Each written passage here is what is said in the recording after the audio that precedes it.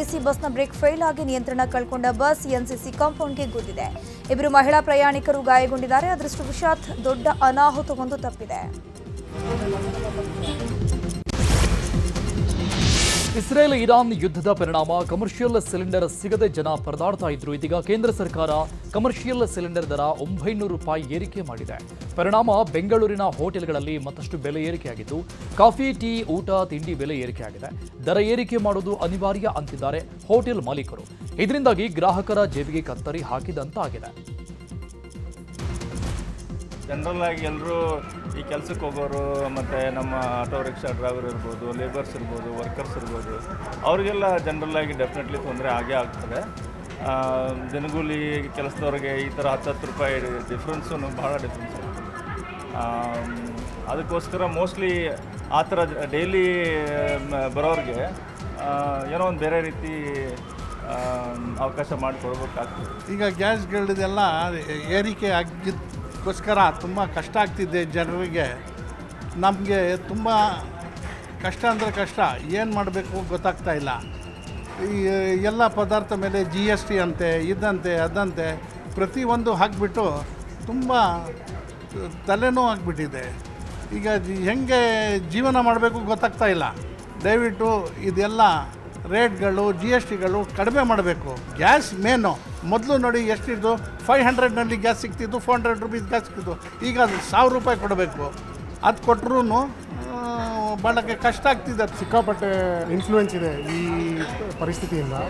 ಇವಾಗ ಈ ಪ್ರಾಬ್ಲಮ್ ಇರೋದ್ರಿಂದ ನಾವು we have to cut short or so ನಾವು ಇಲ್ಲಿ ಬರೋದು ನಾವು we have to bring it down from 3 to 1. ಈ ಗೌರ್ಮೆಂಟ್ ಬಂದುಬಿಟ್ಟು they should take some initiative in reducing this price at list.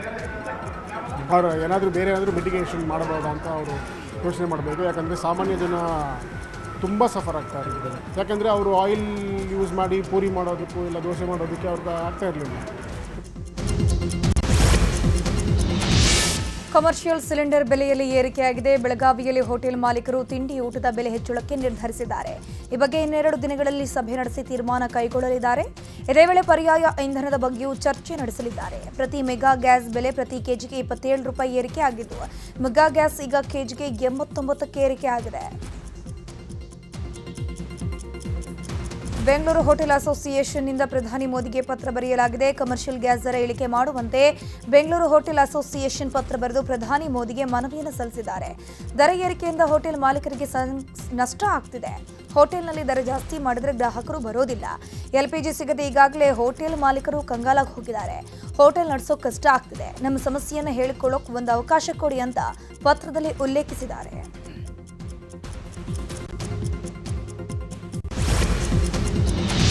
ವಾಣಿಜ್ಯ ಬಳಕೆ ಸಿಲಿಂಡರ್ ದರ ಹೆಚ್ಚಳದ ಬಗ್ಗೆ ಪರಮೇಶ್ವರ್ ಪ್ರತಿಕ್ರಿಯೆ ಕೊಟ್ಟಿದ್ದಾರೆ. ಈ ಸಂದರ್ಭದಲ್ಲಿ ದರ ಏರಿಕೆ ಮಾಡುವುದು ಬೇಡವಾಗಿತ್ತು, ಕೇಂದ್ರ ಸರ್ಕಾರ ಇದನ್ನ ಸೂಕ್ಷ್ಮವಾಗಿ ಗಮನಿಸಬೇಕಿತ್ತು ಅಂತ ಹೇಳಿದ್ದಾರೆ. ಜನರ ಮೇಲೆ ಹೊರೆ ಹಾಕುವುದು ತಪ್ಪು ಅಂತ ಪರಮೇಶ್ವರ್ ಹೇಳಿದ್ದಾರೆ. ನಾವು ಖಂಡಿತವಾಗಿ ಇದನ್ನು ಒಪ್ಕೊಳ್ಳೋದಕ್ಕೆ ಸಾಧ್ಯ ಇಲ್ಲ. ಇನ್ನೂ ಹೆಚ್ಚಿನ ಒಂದು ಒಳ್ಳೆಯ ತೀರ್ಮಾನವನ್ನು ತಗೋಬೋದಾಗಿತ್ತು. ಈ ಸಂದರ್ಭದಲ್ಲಿ ಈಗಾಗಲೇ ಹೆಚ್ಚು ಬೆಲೆ ಏರಿಕೆ ಎಲ್ಲದರಲ್ಲೂ ಆಗ್ತಾ ಇರೋದ್ರಿಂದ, ಎಲ್ಲ ಪದಾರ್ಥಗಳು ಬೆಲೆ ಏರಿಕೆ ಆಗ್ತಾ ಇರೋದ್ರಿಂದ ಅದನ್ನು ಕೇಂದ್ರ ಸರ್ಕಾರ ಅಬ್ಸರ್ವ್ ಮಾಡ್ಕೊಳ್ಳೋದಕ್ಕೆ ಸಾಧ್ಯತೆ ಇದೆ ಅಂಥೇಳಿ ನನಗನ್ಸುತ್ತೆ. ಈಗ ಅವರು ಹೆಚ್ಚು ಮಾಡಬಾರ್ದಾಗಿತ್ತು. ಆದರೆ ಅವ್ರದ್ದೇ ಆದಂಥ ಎಕ್ಸ್ಪ್ಲನೇಷನ್ ಇದೆ.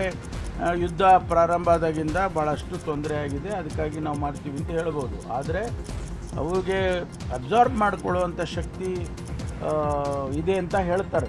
ಆದರೆ ಇಂಥ ಸಂದರ್ಭದಲ್ಲಿ ಅದನ್ನು ತೋರಿಸ್ಬೇಕಲ್ಲ. ಈ ಏರಿಕೆ ಮಾಡೋದರ ಬದಲು ಅದನ್ನು ಒಂದು ವೇಳೆ ಬ್ಯಾರಲ್ಗೆ ರೇಟ್ಸು ಜಾಸ್ತಿ ಆಗಿದ್ದರೆ ಅದನ್ನು ಅಬ್ಸರ್ವ್ ಮಾಡ್ಕೊಳ್ಳೋಂಥ ಶಕ್ತಿ ಅವರಿಗೆ ಇದೆ ಅಲ್ವಾ. ಅನೇಕ ಸಂದರ್ಭದಲ್ಲಿ ಮಾಡಬೇಕಾಗತ್ತೆ, ಅದನ್ನು ಮಾಡಬೇಕು. ಅದು ಬಿಟ್ಬಿಟ್ಟು ಜನ ಸಮುದಾಯಕ್ಕೆ ಹೊರೆ ಆಗ್ತಕ್ಕಂಥದ್ದು ಸರಿ. ಇನ್ನು ವಾಣಿಜ್ಯ ಬಳಕೆಯ LPG ದರ ಏರಿಕೆ ಬಗ್ಗೆ ಕೇಂದ್ರ ಸಚಿವ ಪ್ರಹ್ಲಾದ್ ಜೋಶಿ ಪ್ರತಿಕ್ರಿಯೆ ಕೊಟ್ಟಿದ್ದಾರೆ. ಗ್ಯಾಸ್ ಬೆಲೆಯನ್ನ ಆಯಾ ಕಂಪನಿಗಳು ದರ ನಿರ್ಧಾರ ಮಾಡುತ್ತೆ. ಜಾಗತಿಕ ಮಟ್ಟದಲ್ಲಿ LPG ನಮ್ಮ ದೇಶಕ್ಕೆ ಬರುವಲ್ಲಿ ಸಮಸ್ಯೆ ಹಿನ್ನೆಲೆಯಲ್ಲಿ ದರ ಹೆಚ್ಚಾಗಿದೆ ಅಂತ ಹೇಳಿದ್ದಾರೆ. ಕಮರ್ಷಿಯಲ್ LPG ಮಾಡಿದ್ದಾರೆ. ಕಮರ್ಷಿಯಲ್ LPG ಅದು ಆ ಕಂಪನಿಯ ನಿರ್ಣಯವನ್ನು ಮಾಡ್ತದೆ. ಎರಡು ಸಂಗತಿ ನಾವು ಇದರೊಳಗೆ ಅರ್ಥ ಮಾಡ್ಕೋಬೇಕು. ಮೊದಲನೇದು, ಇವೆಲ್ಲ ತೀರ್ಮಾನಗಳು ಆ್ಯಕ್ಚುಲಿ ಇದನ್ನು ಲಿಬರೈಸ್ ಎಲ್ಲ ಹಂತದಲ್ಲಿಯೂ ಆಗಿದೆ. ಕಾಂಗ್ರೆಸ್ 2004ರಿಂದ 10ರಲ್ಲಿಯೂ ಸಹಿತ ಕಂಪ್ನಿಗಳು ಫ್ರೀ ಅವರಿಗೆ ಅವಕಾಶ ಕೊಟ್ಟಿದ್ದಾರೆ. ಯಾಕಂದರೆ ಅಲ್ಟಿಮೇಟ್ಲಿ ಇದು ಇಟ್ ಡಿಪೆಂಡ್ಸ್ ಆನ್ ದಿ ಜಾಗತಿಕ ಸ್ಥಿತಿಗತಿಗಳ ಆಧಾರದ ಮೇಲೆ ನಿರ್ಣಯ ಆಗ್ತದೆ. ಇನ್ನು ನಮ್ಗೆ ಸಂಪೂರ್ಣವಾಗಿ ವಿದೇಶದಿಂದ ಬರ್ತಾ ಇರಬೇಕಾದಂಥ LPG ಭಾಳ ದೊಡ್ಡ ಸಮಸ್ಯೆ ಇದೆ. ಅನೇಕ ದೇಶಗಳಲ್ಲಿ ಇಲ್ಲವೇ ಇಲ್ಲ, ಪೆಟ್ರೋಲ್ ಡೀಸೆಲ್ ಇಲ್ಲ, ವರ್ಕ್ ಫ್ರಮ್ ಹೋಮ್ ನಡೆದಿದೆ. ಆಮೇಲಿಂದ ಕೆಲವು ಅತ್ಯಂತ ಒಂಥರ ಏನು ದರಿದ್ರ ದೇಶಗಳಂತೇನಿದಾವೆ, ಪಾಕಿಸ್ತಾನ ಇದೆಲ್ಲ, ಇಲ್ಲಿ ಸಂಪೂರ್ಣ ಆ್ಯಕ್ಟಿವಿಟಿ ಬಂದಾಗಿದ್ದಾವೆ. ಆದರೆ ಭಾರತದಲ್ಲಿ ಇವತ್ತಿಗೂ ಸಹಿತ ಒಂದು ಕಡೆಯೂ ಪೆಟ್ರೋಲ್ ಡೀಸೆಲು ಡ್ರೈ ಆಗಿಲ್ಲ, ನ್ಯಾಚುರಲ್ ಗ್ಯಾಸು ಡ್ರೈ ಆಗಿಲ್ಲ. LPG ಯಾಕಂದರೆ ನಮ್ಮದು ಈ ಹಾರ್ಮೋಜ್ ಜಲಸಂಧಿಯಿಂದನೇ ನಮ್ಮದು ಮೇಜರು ನಮ್ಮದು ಬರಬೇಕಾಗಿರೋದ್ರಿಂದ ಇದು ಸಮಸ್ಯೆ ಇದೆ. ಈ ಸಮಸ್ಯೆಗಳ ಮಧ್ಯೆ ನಾವು ಡೊಮೆಸ್ಟಿಕ್ ಉತ್ಪನ್ನವನ್ನು ಜಾಸ್ತಿ ಮಾಡಿ, ನಾವು ದೊಡ್ಡ ಪ್ರಮಾಣದಲ್ಲಿ ಉತ್ಪಾದನೆಯನ್ನು ಜಾಸ್ತಿ ಮಾಡಿ ನಮ್ಮ ಸಂಪೂರ್ಣ ಪ್ರಯತ್ನ ಇದರಲ್ಲಿ ನಡೀತಾ ಇದೆ. ಆದರೆ ಇದು ಹೊರತುಪಡಿಸಿ ಸಹಿತ 50% ಇವತ್ತಿಗೂ ನಮ್ಮದು ಇಂಪೋರ್ಟ್ ಡಿಪೆಂಡೆನ್ಸಿ ಇರೋದರಿಂದ ಸಹಜವಾಗಿ ಕಮರ್ಷಿಯಲ್ ಬೆಲೆಯನ್ನು ಇವತ್ತು ಕಂಪ್ನಿಗಳು ಏರಿಸಿದ್ದಾವೆ. ಯಾವಾಗ ಮತ್ತೆ ಪುನಃ ಯುದ್ಧದಿಂದ ಸರಿಯಾದ ಸ್ಥಿತಿ ನಿರ್ಮಾಣ ಆಗ್ತದೆ, ಆವಾಗ ಜಾಗತಿಕ ಮಟ್ಟದಲ್ಲಿ ಪ್ರೈಸ್ಗಳು ಕಮ್ಮಿ ಆದಾಗ ಪುನಃ ಕಮ್ಮಿ ಮಾಡ್ತದೆ ಸರ್ಕಾರ. ಮಾಜಿ ಸಿಎಂ BS ಯಡಿಯೂರಪ್ಪ ಅವರ 50 ವರ್ಷಗಳ ರಾಜಕೀಯ ಸಾರ್ಥಕ ಸೇವೆ ಹಿನ್ನೆಲೆ ಇದೇ ಮೇ 9ರಂದು ಚಿತ್ರದುರ್ಗದಲ್ಲಿ ನಡೆಯುವ ಅಭಿಮಾನೋತ್ಸವ ಹಮ್ಮಿಕೊಳ್ಳಲಾಗಿದೆ. ಈ ಬಗ್ಗೆ ದಾವಣಗೆರೆಯ ಗುಂಡಿ ಮಹಾದೇವಪ್ಪ ಕಲ್ಯಾಣ ಮಂಟಪದಲ್ಲಿ ಪೂರ್ವಭಾವಿ ಸಭೆ ನಡೆಸಲಾಯಿತು. ಸಂಸದ BY ರಾಘವೇಂದ್ರ, ಜಿಲ್ಲಾಧ್ಯಕ್ಷ ರಾಜಶೇಖರ್ ನಾಗಪ್ಪ, ಮಾಜಿ ಸಚಿವ SA Ravindranath, BC Patil, MP Renukacharya ಹಾಗೂ ಮಾಜಿ ಶಾಸಕರು, ಕಾರ್ಯಕರ್ತರು ಭಾಗಿಯಾಗಿದ್ದರು. ಇನ್ನು ಯಡಿಯೂರಪ್ಪ ಅಭಿಮಾನೋತ್ಸವ ವಿಚಾರವಾಗಿ ಬೆಂಗಳೂರಿನಲ್ಲಿ ಗೃಹ ಸಚಿವ ಡಾಕ್ಟರ್ ಜಿ ಪರಮೇಶ್ವರ್ ಪ್ರತಿಕ್ರಿಯೆ ಕೊಟ್ಟಿದ್ದಾರೆ. ಯಡಿಯೂರಪ್ಪ ಅವರ ರಾಜಕೀಯ ಜೀವನದಲ್ಲಿ ಸಿಎಂ ಆಗಿ ಅಷ್ಟು ವರ್ಷ ಕೆಲಸ ಮಾಡಿದ್ದಾರೆ. ಸ್ವಾಭಾವಿಕವಾಗಿ ಅವರ ಪಕ್ಷದಿಂದ ಅವರಿಗೆ ಗೌರವ ಕೊಡ್ತಿದ್ದಾರೆ. ಅವರ ಸೇವೆಯನ್ನು ಗುರುತಿಸಿ ಅಭಿನಂದಿಸೋದು ಒಳ್ಳೆಯದು. ಯಡಿಯೂರಪ್ಪನವರಿಗೆ ಒಳ್ಳೆಯದಾಗಲಿ ಅಂತ ಶುಭ ಕೋರಿದರು. ಅವರ ರಾಜಕೀಯ ಜೀವನದಲ್ಲಿ ಅಷ್ಟೊಂದು ವರ್ಷ ಅವರು ಕೆಲಸ ಮಾಡಿದ್ದಾರೆ, ಮುಖ್ಯಮಂತ್ರಿಗಳ ಕೆಲಸ ಮಾಡಿದ್ದಾರೆ. ಹಾಗಾಗಿ ಸ್ವಾಭಾವಿಕವಾಗಿ ಅವರಿಗೆ ಅವರ ಪಕ್ಷದಲ್ಲೇ ಅವರಿಗೆ ಅದನ್ನು ಒಂದು ಗೌರವದ ರೀತಿಯಲ್ಲಿ ಕೊಡೋದಕ್ಕೆ ಹೊರಟಿದ್ದಾರೆ. ವೈಯಕ್ತಿಕವಾಗಿ ಯಾವುದೇ ರಾಜಕಾರಣಿಗೆ ತಮ್ಮ ಇಳಿ ವಯಸ್ಸಿನಲ್ಲಿ ತಮ್ಮ ಅನುಭವದನ್ನು ಮತ್ತು ಅಷ್ಟೊಂದು ವರ್ಷದ ಸೇವೆಯನ್ನು ಗುರುತಿಸಿ ಆ ರೀತಿ ಮಾಡೋದು ನಿಜಕ್ಕೂ ಒಂದು ರೀತಿಯಲ್ಲಿ ಒಳ್ಳೇದಲ್ವಾ. ಯಡಿಯೂರಪ್ಪನವರಿಗೆ ಒಳ್ಳೇದಾಗಲಿ ಅಂತೀನಿ. ಒಳ್ಳೆಯ ಆರೋಗ್ಯ ಭಗವಂತ ಅವರಿಗೆ ಆರೋಗ್ಯ ಕೊಡಲಿ. ಅವರು ಈ ರಾಜ್ಯದಲ್ಲಿ ಅವ್ರದ್ದೇ ಆದಂಥ ರೀತಿಯಲ್ಲಿ ರಾಜಕಾರಣ ಮಾಡ್ಕೊಂಡು ಬಂದಿದ್ದಾರೆ. ಮೈಸೂರಿನ ಚಾಮುಂಡಿ ಬೆಟ್ಟದ ತಪ್ಪಲಲ್ಲಿರುವ ಸುತ್ತೂರು ಮಠಕ್ಕೆ ಬಿಜೆಪಿ ರಾಜ್ಯಾಧ್ಯಕ್ಷ BY ವಿಜೇಂದ್ರ ಭೇಟಿ ಕೊಟ್ಟಿದ್ದಾರೆ. ಸುತ್ತೂರು ಶ್ರೀ ಶಿವರಾತ್ರಿ ದೇಶಿಕೇಂದ್ರ ಸ್ವಾಮೀಜಿ ಅವರ ಆಶೀರ್ವಾದ ಪಡೆದು ಕುಶಲೋಪರಿ ವಿಚಾರಿಸಿದರು. ಬಳಿಕ ವಿಜೇಂದ್ರ ಮಾತನಾಡಿ, ಮೇ 9ರಂದು ಚಿತ್ರದುರ್ಗದಲ್ಲಿ ನಡೀತಾ ಇರುವ ಯಡಿಯೂರಪ್ಪ 50 ವರ್ಷದ ಅಭಿಮಾನೋತ್ಸವ ಕಾರ್ಯಕ್ರಮಕ್ಕೆ ಶ್ರೀಗಳಿಗೆ ಆಹ್ವಾನಿಸಿದ್ದೇವೆ. ಕಾರ್ಯಕ್ರಮಕ್ಕೆ ಬರಲು ಸ್ವಾಮೀಜಿ ಒಪ್ಪಿದ್ದಾರೆ. 9ರಂದು ಅಮಿತ್ ಶಾ ವೇದಿಕೆ ಕಾರ್ಯಕ್ರಮಕ್ಕೆ ಆಗಮಿಸುತ್ತಾರೆ. ಜೊತೆಗೆ ರೈತರು, ಮಹಿಳೆಯರು, ಸ್ವಾಮೀಜಿಗಳು ಎಲ್ಲರೂ ಸೇರಿ 10 ಲಕ್ಷ ಜನ ಸೇರುವ ಐತಿಹಾಸಿಕ ಕಾರ್ಯಕ್ರಮ ಇದಾಗಲಿದೆ. ಮಿನಿ ದಸರಾ ಮಾದರಿಯಲ್ಲಿ ಕಾರ್ಯಕ್ರಮ ಮಾಡ್ತೀವಿ ಅಂತ ವಿಜೇಂದ್ರ ಹೇಳಿದ್ದಾರೆ. ಪೂಜ್ಯ ಜಗದ್ಗುರುಗಳು ಶಿವರಾತ್ರೀಶ್ವರ ಮಹಾಸ್ವಾಮೀಜಿಗಳವರನ್ನ ಭೇಟಿ ಮಾಡಿ ಮೇ 9ನೇ ತಾರೀಕು ಚಿತ್ರದುರ್ಗದಲ್ಲಿ ಮಾಜಿ ಮುಖ್ಯಮಂತ್ರಿಗಳು ಸನ್ಮಾನ್ಯ BS ಯಡಿಯೂರಪ್ಪನವರ 50 ವರ್ಷಗಳ ಅಂದರೆ ರಾಜಕೀಯ ಪಯಣದ 50 ವರ್ಷಗಳ ಸಂಭ್ರಮಾಚರಣೆಯ ಈ ಶುಭ ಸಂದರ್ಭದಲ್ಲಿ ಪರಮ ಪೂಜ್ಯ ಸ್ವಾಮೀಜಿಗಳವ್ರನ್ನ ಭೇಟಿ ಮಾಡಿ ಆಹ್ವಾನ ಪತ್ರಿಕೆಯನ್ನು ನೀಡಿ ಅವ್ರನ್ನೂ ಕೂಡ ಬರುವಂತೆ ನಾವು ಆಹ್ವಾನ ನೀಡಿದ್ದೇವೆ. ಭಾಳ ಸಂತೋಷದಿಂದ ಅವರು ಕೂಡ ಒಪ್ಕೊಂಡಿದ್ದಾರೆ. 9ನೇ ತಾರೀಕು ಬೆಳಗ್ಗೆ 11 ಗಂಟೆಗೆ ವೇದಿಕೆ ಕಾರ್ಯಕ್ರಮ ಪ್ರಾರಂಭ ಆಗ್ತದೆ. ಮಾನ್ಯ ಗೃಹ ಸಚಿವರಾಗಿರುವಂತಹ ನಮ್ಮ ನಾಯಕರಾಗಿರುವಂಥ ಅಮಿತ್ ಶಾಜಿಯವರು ವೇದಿಕೆಗೆ ಆಗಮಿಸ್ತಾರೆ. ಕನಿಷ್ಠ 10 ಲಕ್ಷ ಜನ. ಇದು ವಿಜೇಂದ್ರಗೆ ಬೂಸ್ಟ್ ಕಾರ್ಯಕ್ರಮನ ಎಂಬ ವಿಚಾರ ಬಗ್ಗೆ ವಿಜೇಂದ್ರ ಪ್ರತಿಕ್ರಿಯಿಸಿದರು. ಚುನಾವಣೆ ಸಮೀಪ ಕಾರ್ಯಕ್ರಮ ಆಯೋಜನೆ ಮಾಡಿದ್ರೆ ವಿಜೇಂದ್ರ ಅಥವಾ ಬಿಜೆಪಿಗೆ ಬೂಸ್ಟ್ ಆಗುವುದು. ಈಗ ಯಾವುದೇ ಚುನಾವಣೆ ಇಲ್ಲ. ಇದು ಯಡಿಯೂರಪ್ಪ ಅವರಿಗೆ ಕೃತಜ್ಞತೆ ಸಲ್ಲಿಸುವ ಕಾರ್ಯಕ್ರಮವಾಗಿದೆ. ಈ ರಾಜ್ಯದಲ್ಲಿ ಅನೇಕರು ಅದೃಷ್ಟದ ಸಿಎಂ ಆಗಿದ್ದಾರೆ. ಆದರೆ ಯಡಿಯೂರಪ್ಪ ಅದೃಷ್ಟದ ಸಿಎಂ ಅಲ್ಲ. ಜನರಿಂದ, ಜನರಿಗಾಗಿ, ಜನರಿಗೋಸ್ಕರ ಇದ್ದವರು. ಅದಕ್ಕಾಗಿ ಕಾರ್ಯಕ್ರಮ ಮಾಡ್ತಾ ಇದ್ದೇವೆ. ಗೋವಿಂದ ಕಾರಜೋಳ ಅವರ ಅಪೇಕ್ಷೆಯಂತೆ ಚಿತ್ರದುರ್ಗದಲ್ಲಿ ಮಾಡ್ತಾ ಇದ್ದೀವಿ ಅಂತ ವಿಜೇಂದ್ರ ಹೇಳಿದರು. ಚುನಾವಣೆ 6 ತಿಂಗಳಿದ್ದಾಗೆ ಈ ಕಾರ್ಯಕ್ರಮ ಆಯೋಜನೆ ಮಾಡಿದ್ದಿದ್ರೆ ಇದಕ್ಕೆ BJPಗೆ ಬೂಸ್ಟ್ ಆಗ್ತದೋ ಅಥವಾ ವಿಜೇಂದ್ರಗೆ ಬೂಸ್ಟ್ ಆಗ್ತದೋ ಈ ಪ್ರಶ್ನೆ ಕೇಳಿದ್ರೆ ಸರಿ ಇರ್ತಾ ಇತ್ತು. ಇವಾಗ ಯಾವುದೂ ಚುನಾವಣೆಗಳು ಇಲ್ಲ, ಬೇರೆ ಯಾವುದೂ ಕಾರ್ಯಕ್ರಮಗಳು ಕೂಡ ಇಲ್ಲ. ಆದರೆ ನಮ್ಮೆಲ್ಲರ ಹಿರಿಯರ ಒಂದು ಅಪೇಕ್ಷೆ ಇತ್ತು. ರಾಜ್ಯದಲ್ಲಿ ಅನೇಕ ಜನ ಮುಖ್ಯಮಂತ್ರಿಗಳು ಆಗಿ ಹೋಗಿದ್ದಾರೆ. ಬಹುತೇಕರು ಅದೃಷ್ಟದ ಮುಖ್ಯಮಂತ್ರಿಗಳು ಭಾಳಷ್ಟು ಜನ ಇದ್ದಾರೆ. ಆದರೆ ಸನ್ಮಾನ್ಯ ಯಡಿಯೂರಪ್ಪನವರು ಅದೃಷ್ಟದ ಮುಖ್ಯಮಂತ್ರಿಗಳಲ್ಲ. ಯಡಿಯೂರಪ್ಪನವರು ಅಂತ ಹೇಳಿದರೆ ಜನರಿಂದ ಜನರಿಗಾಗಿ ಜನರಿಗೋಸ್ಕರ ತಮ್ಮ ಜೀವನವನ್ನೇ ಮುಡುಪಾಗಿಟ್ಟಿದ್ದಂಥ ಒಬ್ಬ ಧೀಮಂತ ನಾಯಕ. ಅಂಥ ನಾಯಕನ ಸಂಭ್ರಮೋತ್ಸವ ಕಾರ್ಯಕ್ರಮ ನಾವೆಲ್ಲರೂ ಕೂಡ ಭಾಳ ಸಂತೋಷದಿಂದ ಉತ್ಸಾಹದಿಂದ. ಬೆಂಗಳೂರಿನ ಡಾಲರ್ಸ್ ಕಾಲೋನಿಯ BSY ನಿವಾಸಕ್ಕೆ ಬಿಜೆಪಿ ರಾಷ್ಟ್ರೀಯ ಸಂಘಟನಾ ಪ್ರಧಾನ ಕಾರ್ಯದರ್ಶಿ BL ಸಂತೋಷ್ ಭೇಟಿ ನೀಡಿದ್ರು. ಈ ಬಗ್ಗೆ BSY ಮಾಹಿತಿ ಹಂಚಿಕೊಂಡಿದ್ದಾರೆ. BL ಸಂತೋಷ್ ಸಂಘಟನಾ ಕಾರ್ಯದರ್ಶಿಗಳಾಗಿ ದೇಶದಾದ್ಯಂತ ಪಕ್ಷ ಸಂಘಟನೆಯನ್ನ ಅತ್ಯಂತ ಸಮರ್ಥವಾಗಿ ನಿರ್ವಹಿಸುತ್ತಿದ್ದಾರೆ. ನಮ್ಮ ಮನೆಗೆ ಸೌಹಾರ್ದಯುತ ಭೇಟಿ ನೀಡಿ ಉಪಹಾರ ಸೇವಿಸಿದ್ರು. ಪ್ರಧಾನಿ ಮೋದಿಯವರ ನೇತೃತ್ವದಲ್ಲಿ ಬಿಜೆಪಿ ಐತಿಹಾಸಿಕ ಗೆಲುವು ಸಾಧಿಸುವ ಬಗ್ಗೆ ಆತ್ಮವಿಶ್ವಾಸ ವ್ಯಕ್ತಪಡಿಸಿದರು. ಸಂತೋಷ್ ಜಿ ಅವರ ಸಂಘಟನಾ ಸಾಮರ್ಥ್ಯ, ಚತುರತೆ ಪ್ರತಿಯೊಬ್ಬ ಕಾರ್ಯಕರ್ತನಿಗೂ ಸ್ಫೂರ್ತಿಯ ಸೆಲೆಯಾಗಿದೆ. 50 ವರ್ಷಗಳ ನನ್ನ ಯಶಸ್ವಿ ರಾಜಕೀಯ ಪಯಣದ ಕುರಿತು ಆತ್ಮೀಯವಾಗಿ ಶುಭಾಶಯ ಸಲ್ಲಿಸಿದ್ರು ಅಂತ ಹೇಳಿದ್ದಾರೆ.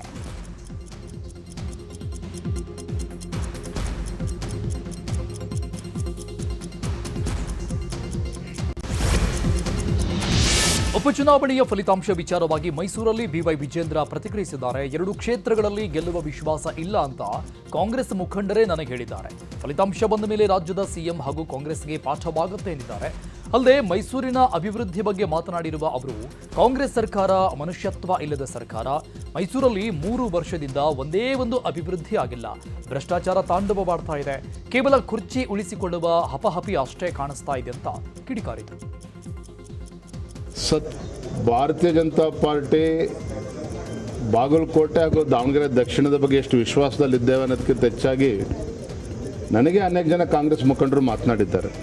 2ರಲ್ಲೂ ಕೂಡ ನಾವು ಗೆಲ್ತೀವಿ ಅನ್ನೋ ವಿಶ್ವಾಸ ನಮಗಿಲ್ಲ ಅನ್ನೋ ಮಾತನ್ನು ನನ್ನ ಎದುರುಗಡೆನೇ ಕಾಂಗ್ರೆಸ್ ಕೆಲವು ಮುಖಂಡರು ಹೇಳ್ಕೊಂಡಿದ್ದಾರೆ. ಮತ್ತು ಇದು ವಾಸ್ತವಿಕ ಸತ್ಯವೂ ಕೂಡ ಹೌದು. ಬಹುಶಃ ನನಗನ್ನಿಸ್ತದೆ ಚುನಾವಣಾ ಫಲಿತಾಂಶ ಬಂದ ನಂತರದಲ್ಲಿ ರಾಜ್ಯದ ಮುಖ್ಯಮಂತ್ರಿಗಳಿಗೆ ಮತ್ತು ಕಾಂಗ್ರೆಸ್ ಸರ್ಕಾರಕ್ಕೆ ಜ್ಞಾನೋದಯ ಆಗ್ತದೆ ಅಂತ ಕಾಣ್ತದೆ. ಕಾಂಗ್ರೆಸ್ ಸರ್ಕಾರ ಮನುಷ್ಯತ್ವವನ್ನು ಕೂಡ ಕಳ್ಕೊಂಡಿದೆ ಅಂತ ಹೇಳಿದ್ರು ಕೂಡ ತಪ್ಪಾಗಲಾರ್ದು. ಯಾಕೆ ಮಾತನ್ನು ಹೇಳ್ತಿದ್ದೇನೆ ಅಂತ ಹೇಳಿದ್ರೆ, ಒಂದು ಕಡೆ ರಾಜ್ಯದಲ್ಲಿ ಅಭಿವೃದ್ಧಿ ಅಂತಕ್ಕಂಥದ್ದು ಏನೂ ಕೂಡ ಇಲ್ಲ. ಮೈಸೂರಿನಲ್ಲೇ ಕಳೆದ 3 ವರ್ಷ ಏನಾಗಿದೆ ಅನ್ನೋದು ನಿಮಗೆ ಗೊತ್ತಿದೆ. ರಾಜ್ಯದ ಯಾವುದೇ ಜಿಲ್ಲೆಗಳ ಬಗ್ಗೆ ಅಭಿವೃದ್ಧಿ ಬಗ್ಗೆ ಕಿಂಚಿತ್ತೂ ಕೂಡ ಕಾಳಜಿ ಮಾಡಿಲ್ಲ. ಇದು ಒಂದು ಭಾಗ. ಕೇವಲ ತಮ್ಮ ಕುರ್ಚಿಯನ್ನು ಉಳಿಸ್ಕೊಳ್ತಕ್ಕಂಥ ಒಂದು ಹಪಾಪಿಯೊತ್ತೇನಿದೆ. ಈ ಕಾಂಗ್ರೆಸ್ ಸರ್ಕಾರಕ್ಕೆ ರಾಜ್ಯದ ಅಭಿವೃದ್ಧಿ ಬಗ್ಗೆ ಕಿಂಚಿತ್ತೂ ಕೂಡ ಕಾಳಜಿ ಇಲ್ಲ. ಭ್ರಷ್ಟಾಚಾರದಲ್ಲಿ ಸಂಪೂರ್ಣ ಮುಳುಗೋಗಿದೆ. ಇದೇ ವೇಳೆ CM ಬದಲಾವಣೆ ವಿಚಾರವಾಗಿ ಮಾತನಾಡಿದ ಅವರು, CM ಬದಲಾವಣೆ ಆಗಬಹುದು. AICC ಅಧ್ಯಕ್ಷ ಮಲ್ಲಿಕಾರ್ಜುನ ಖರ್ಗೆ ಅವರ ಮಾತು ಗಮನಿಸಿದ್ರೆ CM ಬದಲಾವಣೆ ವಿಷಯ ತೀರ್ಮಾನ ನಡೀತಾ ಇದೆ ಅನ್ಸುತ್ತೆ. ಮೇ 15ಕ್ಕೆ DK CM ಆಗ್ತಾರೆ ಅಂತ ಕೆಲವರು ಹೇಳ್ತಾ ಇದ್ದಾರೆ. ಏನಾಗುತ್ತೋ ಕಾದ್ ನೋಡೋಣ ಅಂತ ಹೇಳಿದ್ದಾರೆ. ಮೊನ್ನೆ ಮಲ್ಲಿಕಾರ್ಜುನ್ ಖರ್ಗೆ ಅವರ ಹೇಳಿಕೆಯನ್ನು ಗಮನಿಸಿದಾಗ ನಾವಿನ್ನೂ ಕೂಡ ತೀರ್ಮಾನ ಮಾಡಿಲ್ಲ, ಅಂದರೆ ತೀರ್ಮಾನ ಮಾಡ್ತಕ್ಕಂಥ ಹಂತ ಬಂದು ತಲುಪಾಗಿದೆ ಅಂತಕ್ಕಂಥದ್ದು ಭಾಳ ಸೂಚ್ಯವಾಗಿ ಅವ್ರು ಹೇಳಿದ್ದಾರೆ. ಮತ್ತೊಂದು ಕಡೆ DK ಶಿವಕುಮಾರ್ ಅವ್ರನ್ನ ಮುಖ್ಯಮಂತ್ರಿ ಆಗೇ ಆಗ್ತೀನಿ 15ನೇ ತಾರೀಕೊಳಗೆ ಅನ್ನುವ ಒಂದು ಚರ್ಚೆಗಳು ಕೂಡ ನಡೀತಾ ಇದೆ. ಇವರಿಬ್ಬರು ಕಿತ್ತಾಟದಲ್ಲಿ ನಾವು ಯಾಕೆ ಆಗಬಾರ್ದು ಅಂತೇಳಿ ಮಲ್ಲಿಕಾರ್ಜುನ್ ಖರ್ಗೆ ಆದಿಯಾಗಿ ಇನ್ನು ಕೆಲವರು ಹಿರಿಯರು ಟವಲ್ ಹಾಕೊಂಡು ಕೂತಿರ್ತಕ್ಕಂಥದ್ದು ಕೂಡ ನಾವು ಗಮನಿಸ್ತಾ ಇದ್ದೇವೆ. ಮೇ 9ರಂದು ಚಿತ್ರದುರ್ಗದಲ್ಲಿ ಮಾಜಿ CM BS ಯಡಿಯೂರಪ್ಪ ಅವರ ಅಭಿಮಾನೋತ್ಸವ ನಡೆಯಲಿದೆ. ಈ ಸಂಬಂಧ ದಾವಣಗೆರೆಯಲ್ಲಿ ಮಾತನಾಡಿದ ಸಂಸದ BY ರಾಘವೇಂದ್ರ, ಈಗಾಗಲೇ ಪೂರ್ವಭಾವಿ ಸಭೆ ಮಾಡಿದ್ದೀವಿ. ದಾವಣಗೆರೆಯಿಂದಲೇ 1.5-2 ಲಕ್ಷ ಜನ ಬರ್ತಾರೆ. ಈ ಕಾರ್ಯಕ್ರಮ ಮೂಲಕ ಪಕ್ಷಕ್ಕೆ ಪ್ರೇರಣೆ ಆಗುತ್ತೆ ಅಂತಂದ್ರು. ಬೆಂಗಳೂರಿನಲ್ಲಿ ಮಾತನಾಡಿದ ಮಾಜಿ ಸಚಿವ B. ಶ್ರೀರಾಮುಲು, ಯಡಿಯೂರಪ್ಪ ಅಭಿಮಾನೋತ್ಸವಕ್ಕೆ 10 ಲಕ್ಷ ಜನ ಸೇರ್ತಾರೆ ಅಂತ ಹೇಳಿದ್ದಾರೆ. 9ನೇ ತಾರೀಕಿಗೆ ನಮ್ಮೆಲ್ಲರ ಧೀಮಂತ ನಾಯಕರಾದಂಥ ರೈತ ನಾಯಕರಂತ ಯಡಿಯೂರಪ್ಪನವರ 50 ವರ್ಷಗಳ ಒಂದು ರಾಜಕೀಯ ಜೀವನದ ಒಂದು ನೆನಪನ್ನು ಇಟ್ಕೊಂಡು ಅವರ ವಿಚಾರಗಳು, ಅವರ ಹೋರಾಟಗಳ ಮುಂದಿನ ಒಂದು ಪೀಳಿಗೆಗೆ ಒಂದು ಪ್ರೇರಣೆಯಾಗಿಟ್ಕೊಂಡು ಎಲ್ಲ ಅಭಿಮಾನಿಗಳು ಸೇರಿಕೊಂಡು ಚಿತ್ರದುರ್ಗದಲ್ಲಿ ಅಭಿಮಾನೋತ್ಸವ ಅಂತೇಳಿ ಕಾರ್ಯಕ್ರಮವನ್ನು ಹಮ್ಮಿಕೊಂಡಿದ್ದಾರೆ. ಸೊ ಆ ದೃಷ್ಟಿಯಿಂದ ನಾವು ಮತ್ತು ನಮ್ಮ ದಾವಣಗೆರೆ ಜಿಲ್ಲೆಯ ಎಲ್ಲ ಮುಖಂಡರುಗಳು ಎಲ್ಲ ಒಟ್ಟಾಗಿ ಸೇರಿ ಪೂರ್ವಭಾವಿ ಸಭೆಗೋಸ್ಕರ ಆಗಮಿಸಿದ್ವಿ. ತಮಗೆ ಗೊತ್ತಿರ್ಬೋದು, ಒಬ್ಬ ಯಡಿಯೂರಪ್ಪನವರು ಸಾಮಾಜಿಕ ವಿಜ್ಞಾನಿಯಾಗಿ, ರೈತ ನಾಯಕರಾಗಿ ಅವ್ರು ಕೊಟ್ಟಂಥ ಅನೇಕ ಧೀಮಂತ ಕಾರ್ಯಕ್ರಮಗಳು, ರೈತ ಪರವಾದಂಥ ನಿಲುವುಗಳಿರ್ಬೋದು, ಈ ರೀತಿ ಅವ್ರು ಕೊಟ್ಟಂಥ ವಿಚಾರಗಳನ್ನು ಇಟ್ಕೊಂಡು ಅವರಿಗೆ ಸನ್ಮಾನವನ್ನು ಮಾಡ್ತಾ ಇದ್ದಾರೆ. ಉತ್ಸವ ಸುಮಾರಾಗಿ 10 ಲಕ್ಷ ಜನರು ಸೇರ್ತಾ ಇದ್ದಾರೆ. ಈ 10 ಲಕ್ಷ ಜನರು ಏನು ಸೇರ್ತಾ ಇದ್ದಾರೋ ಸಾಕಷ್ಟು ಮಂದಿ ಅಭಿಮಾನಿಗಳು, ಸುಮಾರಾಗಿ 50 ವರ್ಷಗಳ ಕಾಲ ನಿರಂತರವಾಗಿ ಅವರು ಸೇವೆ ಮಾಡ್ಕೊತ ಬಂದಂಥ ಒಬ್ಬ ದೊಡ್ಡ ನಾಯಕ. ಆ ನಾಯಕನಿಗೆ ಸನ್ಮಾನ ಮಾಡಬೇಕು ಅನ್ನೋಂಥ ತೀರ್ಮಾನವನ್ನು ನಮ್ಮ ಗೋವಿಂದ ಕಾರಜೋಳ ಅವರು ನಾವು ಎಲ್ಲರೂ ಕೂಡ ಚರ್ಚೆ ಮಾಡಿ ತೀರ್ಮಾನ ತೊಗೊಂಡಂಥ ಟೈಮಲ್ಲಿ ಯಡಿಯೂರಪ್ಪ ಸಾಹೇಬರು ಕೂಡ ಇಲ್ಲ ರೀ ನನಗೆ ಒಳ್ಳೆ ನನ್ನ ದಯವಿಟ್ಟು ಬ್ಯಾಡ್ರಿ ಅಂತ ಹೇಳಿದ್ರು. ನಾವು ಯಡಿಯೂರಪ್ಪ 5 ರಾಜ್ಯಗಳು ಹಾಗೂ ಕರ್ನಾಟಕದ 2 ಉಪಚುನಾವಣೆಗಳ ಮತ ಎಣಿಕೆ ಸೋಮವಾರ ನಡೆಯಲಿದೆ. ಈ ಚುನಾವಣಾ ಫಲಿತಾಂಶದ ನೇರ ಪ್ರಸಾರ ಸೋಮವಾರ ಬೆಳಗ್ಗೆ 7 ಗಂಟೆಯಿಂದ ನಿಮ್ಮ ನ್ಯೂಸ್ 18 ಕನ್ನಡದಲ್ಲಿ ಪ್ರಸಾರವಾಗಲಿದೆ. ನಿಖರ ಸ್ಪಷ್ಟ ಫಲಿತಾಂಶಕ್ಕೆ ನ್ಯೂಸ್ 18 ಕನ್ನಡ ವೀಕ್ಷಿಸಿ.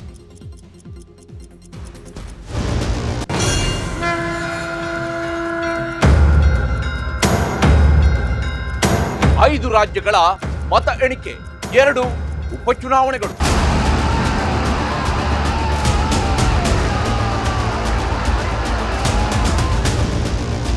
ವೇಗವಾಗಿ ರಿಸಲ್ಟ್ ಕೊಡಬೇಕು ಅಂತ ತಪ್ಪ ಟ್ರೆಂಡಿಂಗ್ ತೋರಿಸಲ್ಲ.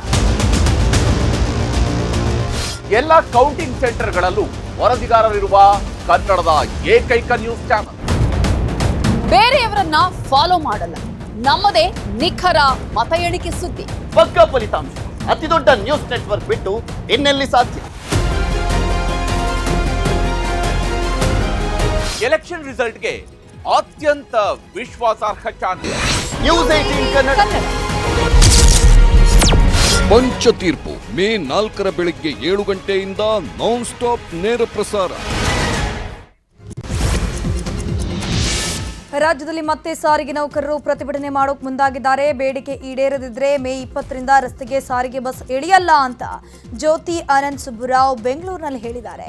ಇಂದಿನ ಸಭೆಯಲ್ಲಿ ಮುಷ್ಕರದ ಬಗ್ಗೆ ದೃಢ ನಿರ್ಧಾರ ಮಾಡಲಾಗಿದೆ. ಜನರಿಗೆ ತೊಂದರೆ ಆದರೆ ಅದಕ್ಕೆ ಸರ್ಕಾರವೇ ನೇರ ಹೊಣೆ, ಆದರೆ ಸಾರಿಗೆ ನೌಕರರು ಹೊಣೆ ಅಲ್ಲ. ಮೇ 20ರಿಂದ ರಸ್ತೆಗೆ ಸಾರಿಗೆ ಬಸ್ ಇಳಿಯಲ್ಲ ಅಂತ ಬಸ್ ಮುಷ್ಕರದ ಬಗ್ಗೆ ಜ್ಯೋತಿ ಆನಂದ್ ಸುಬ್ಬುರಾವ್ ಹೇಳಿದ್ದಾರೆ. ರಾಜ್ಯ ಮಾಹಿತಿ ಆಯೋಗದ ಅಧ್ಯಕ್ಷರಾಗಿ ಸತ್ಯವತಿ ನೇಮಕವಾಗಿದ್ದಾರೆ. ನಿವೃತ್ತ IAS ಅಧಿಕಾರಿಯಾಗಿದ್ದ ಸತ್ಯವತಿ ಜಿ ಅವರನ್ನ ನೇಮಕ ಮಾಡಿದ ಸರ್ಕಾರ ಅಧಿಕೃತ ರಾಜ್ಯ ಪತ್ರ ಹೊರಡಿಸಿದೆ.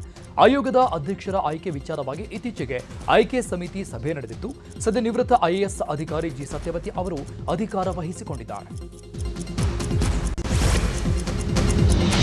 ಬಾಗಲಕೋಟೆಯ ಹುಣಸಿಕಟ್ಟಿ ಗ್ರಾಮದಲ್ಲಿ ಹನುಮನ ಓಕುಳಿಗೆ ದೇಣಿಗೆ ನೀಡಿಲ್ಲ ಅಂತ 7 ಕುಟುಂಬಗಳಿಗೆ ಬಹಿಷ್ಕಾರ ಹಾಕಲಾಗಿತ್ತು.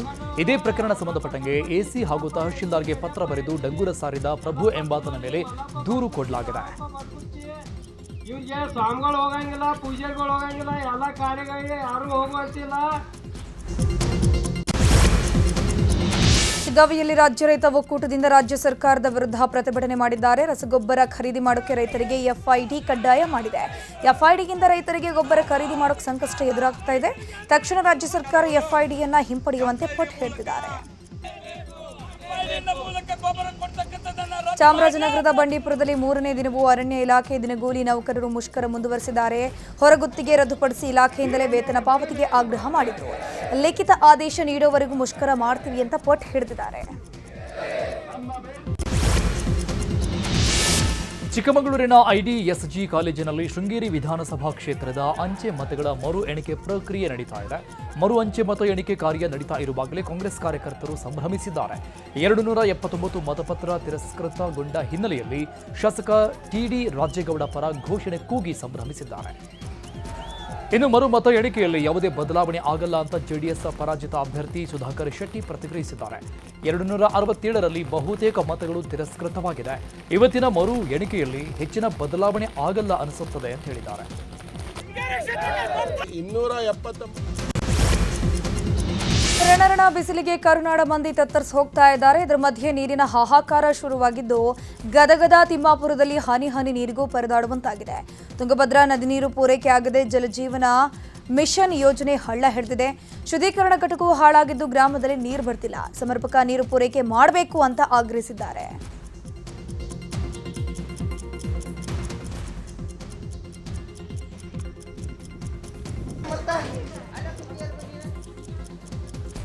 ಆ ಓಟ್ ಬಂದು ನೋಡ್ರಿ, ಒಂದು ಪಂಚಾಯತಿ ನಳ ಇಲ್ಲ, ಏನಿಲ್ಲ. ಹೋದ್ರ ಕೆರೆಯಾಗ ನೀರಂದ್ರೆ ಅದು ಕೆರೆಯಾಗ ನೀರಿಲ್ರಿ, ಮಂದಿ ನಳ. ದೇವನಹಳ್ಳಿ ತಾಲೂಕು ಕಚೇರಿಯ ವ್ಯವಸ್ಥೆಗಳ ಆಗರವಾಗಿದೆ. ಕಿಡಿಗೇಡಿಗಳು ಕಚೇರಿ ಆವರಣದಲ್ಲಿ ಸಿಗರೇಟ್ ಸೇದಿ ತುಂಡುಗಳನ್ನು ಎಸೆದಿದ್ದಾರೆ. ಅಲ್ಲದೆ ನಿರ್ಮಾಣ ಸ್ಥಗಿತವಾಗಿರೋ ಶೌಚಾಲಯದಲ್ಲಿ ಕಾನೂನು ಬಾಹಿರ ಚಟುವಟಿಕೆಗಳು ನಡೀತಾ ಇದ್ರು. ತಹಸೀಲ್ದಾರ್ ಸುಮ್ಮನಿದ್ದಾರೆ ಅಂತ ಸಾರ್ವಜನಿಕರು ಆರೋಪ ಮಾಡಿದ್ದಾರೆ. ಡಾಕ್ಟರ್ ರಾಜ್ಕುಮಾರ್ ಸಮಾಧಿ ಪ್ರಶ್ನಿಸಿದ್ದ ಪೋಸ್ಟ್ ಖಂಡಿಸಿ ಮನೆಗೆ ನುಗ್ಗಿದವರ ಮೇಲೆ ನಟ ಅಹಿಂಸಾ ಚೇತನ್ ದೂರು ಕೊಟ್ಟಿದ್ದಾರೆ. ಶೇಷಾದ್ರಿಪುರಂ ಪೊಲೀಸ್ ಠಾಣೆಯಲ್ಲಿ ಸಾರಾ ಗೋವಿಂದು, ಶಿವರಾಮೇಗೌಡ, ಶಿವಕುಮಾರ್ ನಾಯಕ್ ಸೇರಿದಂತೆ ಹಲವರ ವಿರುದ್ಧ ದೂರು ದಾಖಲಿಸಿದ್ದಾರೆ. ಇನ್ನು ಡಾಕ್ಟರ್ ರಾಜ್ಕುಮಾರ್ ಸಮಾಧಿ ವಿಚಾರವಾಗಿ ವಿವಾದ ಎಬ್ಬಿಸಿರೋ ನಟ ಚೇತನ್ ವಿರುದ್ಧ ಅಣ್ಣಾವರ ಅಭಿಮಾನಿಗಳು ನಿಗಿನಿಗಿ ಕೆಂಡ ಕಾರ್ತಾ ಇದ್ದಾರೆ. ರಾಜ್ಯದಾದ್ಯಂತ ಚೇತನ್ ವಿರುದ್ಧ ಪ್ರತಿಭಟಿಸಲು ಕನ್ನಡ ಪರ ಸಂಘಟನೆಗಳು ಪ್ಲಾನ್ ಮಾಡಿದ್ದು ಚೇತನ್ ಗಡೀಪಾರು ಮಾಡುವಂತೆ ಆಗ್ರಹಿಸಿದ್ದಾರೆ. ಇರಾನ್ನೊಂದಿಗಿನ ತನ್ನ ಯುದ್ಧಕ್ಕೆ ಸಹಕರಿಸದ ನ್ಯಾಟೋ ವಿರುದ್ಧ ಅಮೆರಿಕ ಅಧ್ಯಕ್ಷ ಡೊನಾಲ್ಡ್ ಟ್ರಂಪ್ ಕಿಡಿಕಾರಿದ್ದಾರೆ. ಯುದ್ಧಕ್ಕೆ ಟ್ರಿಲಿಯನ್ ಗಟ್ಟಲೆ ಖರ್ಚು ಮಾಡಲಾಗಿದೆ, ನ್ಯಾಟೋದು ಶೂನ್ಯ ಸಹಾಯ, ನ್ಯಾಟೋ ಬರೀ ಕಾಗದದ ಹುಲಿ ಅಂತ ಟೀಕಿಸಿದ್ದಾರೆ. 4 ವರ್ಷದ ಬಾಲಕಿಯ ಮೇಲೆ ವ್ಯಕ್ತಿಯೊಬ್ಬರು ಲೈಂಗಿಕ ದೌರ್ಜನ್ಯ ಎಸಗಿ ಕೊಲೆ ಮಾಡಿರುವ ಘಟನೆ ಮಹಾರಾಷ್ಟ್ರದಲ್ಲಿ ನಡೆದಿದೆ. ಘಟನಾ ಸ್ಥಳಕ್ಕೆ ಪೊಲೀಸರು ಮತ್ತು ವಿಧಿವಿಜ್ಞಾನ ತಂಡ ಆಗಮಿಸಿದ್ದು ತನಿಖೆ ನಡೆಸ್ತಾ ಇದ್ದಾರೆ. ಜಮ್ಮು ಕಾಶ್ಮೀರದ ಫುಲ್ ದೋಡಾ ಬಳಿ ಭೂಕುಸಿತ ಸಂಭವಿಸಿದೆ. ಬಟೋಟ್ ಕಿಶ್ತ್ವಾರ್ ರಾಷ್ಟ್ರೀಯ ಹೆದ್ದಾರಿ NH 244 ಅನ್ನು ನಿರ್ಬಂಧಿಸಲಾಗಿದ್ದು ವಾಹನ ಸವಾರರು ಹಾಗೂ ಸ್ಥಳೀಯರು ಪರದಾಡುವಂತಾಯಿತು.